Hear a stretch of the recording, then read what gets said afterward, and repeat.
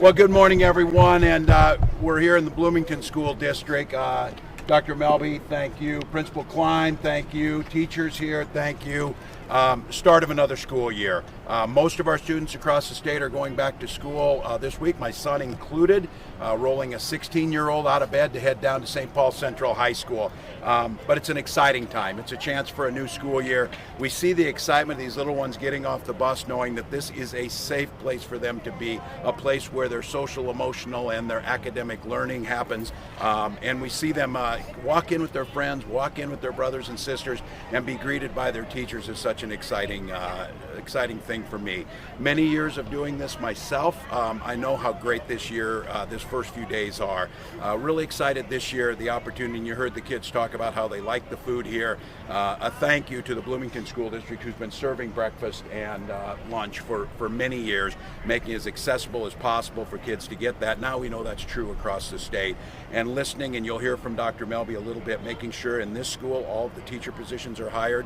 We even have the bus drivers hired. We still need a few more paraprofessionals, so I would make the plea to folks out there, if you want to get in your schools and you want to make a difference, incredibly rewarding profession. It's one that we're starting to try and put the resources in to make sure we're able to give you a fair wage and an opportunity to work, because these kids need you. So there's some opportunities. I know the Bloomington School District said they're still looking for folks, opportunities across the state for folks to get back in that classroom. But it's an exciting time.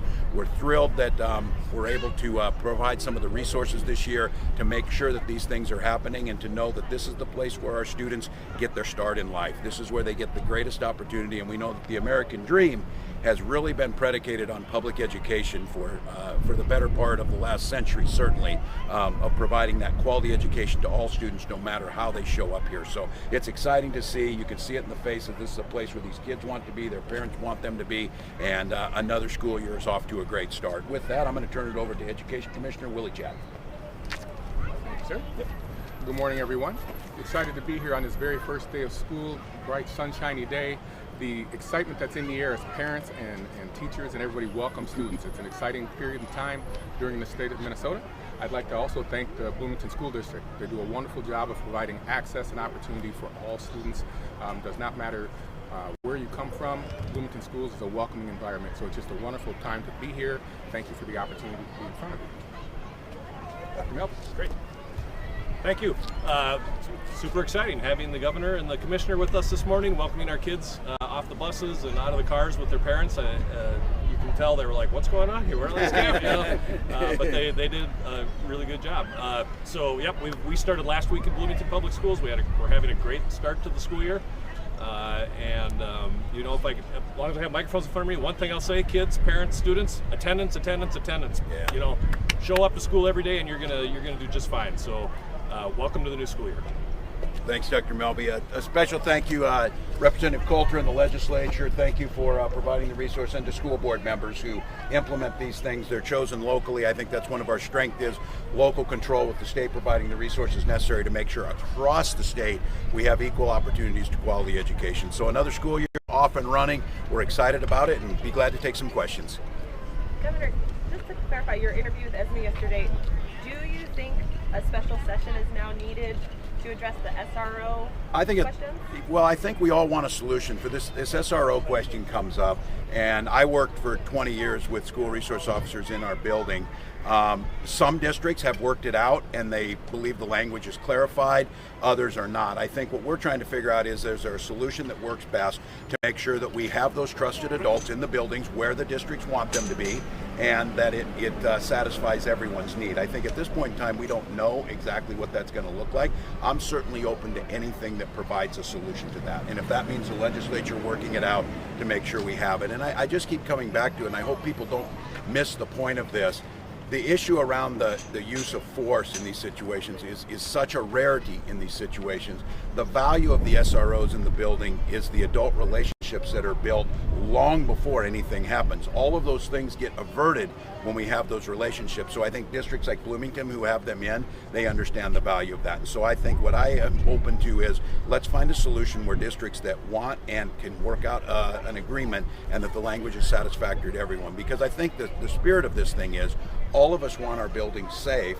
and all of us want to make sure that excessive force is not used on our students. And I think finding that middle ground shouldn't be all that difficult. So if the legislature comes to you with a solution, you'll call, because you're the I think so, yeah. I think we have to come up with a solution. We're not, I think when that time comes, and we'll see, but there's some districts have already found a solution without the special session, and so I think our goal is to continue to work with them and see if we can work it out.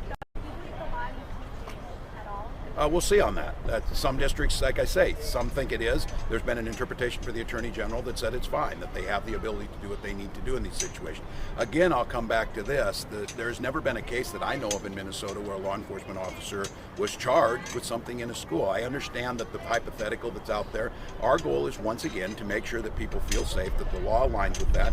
And I think the goal here is to make sure that the appropriate use of force was clear, and it's the same things that teachers operate under, that principals operate under, and I think it's just trying to clarify that language. But hasn't your office also analyzed it?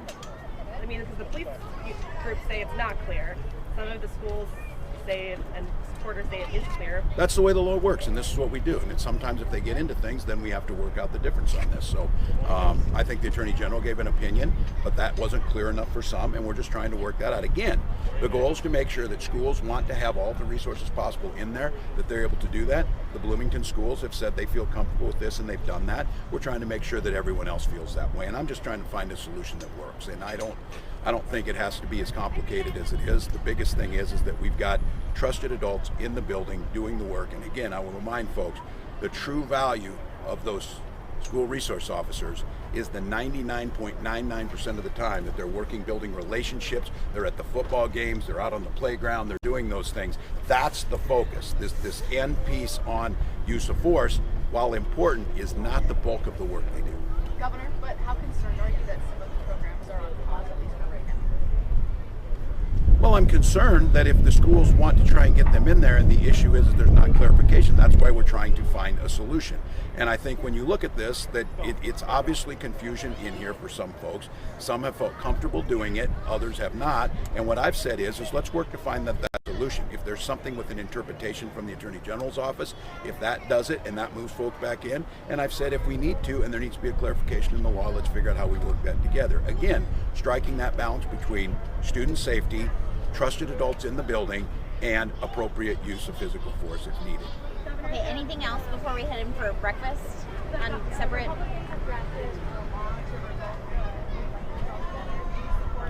I've not seen what they've drafted yet, so if I see. It's just like a one-liner. So we'll take a look at it. Again, I appreciate that folks are trying to get at this. We'll figure it out. I see the forest through the trees on the broader issues of where things are at. An assumption that this is the only safety guard we put in place is simply untrue. We had legislation around guns this year. We have more resources in the school. We funded the police at the highest level we ever have, and the schools. There's a broad package that deals with safety, and this is just one piece of it. And again, as I said, some feel comfortable with it, some don't. I'll take a look at where they're at, and making sure that the folks who were concerned that we get this right, their voice is heard too. All right, last one. Mid last week, though. So are you talking? Did the Republicans not present? I mean, it's publicly released. Are you talking to different stakeholders? There's been. Of course we are. There's lots of things being presented, but no one has come up with exactly what will serve this. Keep in mind, this was put into place because people had a concern of excessive use of prone force. Is not used by teachers, is not used by others. So that issue is still somewhat debatable. Obviously, you see that's why it comes up. So I think working on all sides of this issue has to be there. We had a lot of opportunity to do this. It's come up now at this kind of late hour. Our goal is to try and just work and find a solution, which obviously it's happening across the state. We can. All right, we'll wrap it there. Thank All you, right, everyone. we're gonna go see food. Yeah, let's head in for All right. breakfast.